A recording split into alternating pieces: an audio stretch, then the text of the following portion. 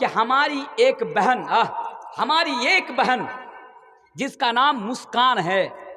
वो मुस्कान अपनी स्कूटी लगाकर कॉलेज के अंदर में घुसने के लिए कॉलेज की तरफ बढ़ती है, तो चंद नहीं कम से कम 50 से 100 के करीब लोग, उनको लोग कहें या क्या कहें मुझे समझ में नहीं आता है, झुंड बनाकर, असल में देखेंगे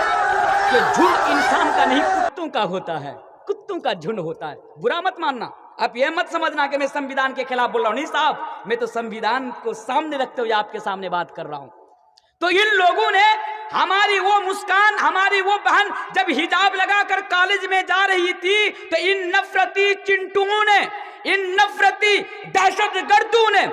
इन लोगों ने उनके सामने जाकर उनको डराना चाहा और मर्यादा पुरुषोत्तम श्री राम का नारा लगाकर, जय श्री राम का नारा लगाया। वहां पर वो हमारी बहन, अकेली बहन, वो मुस्कान जिसके अंदर अल्लाह का डर था, जो सिर्फ अल्लाह से डरने वाली थी, मेरे भाइयों, उसने नहीं डरा, उनका मुकाबला किया और उनका मुकाबला करते हुए उन कुत्तों के सामने, उन झूठे के सामने, उन भगवादारी के सामने मेरे भाइयों अल्लाहू अकबर का 3 मर्तबा नारा लगा दिया,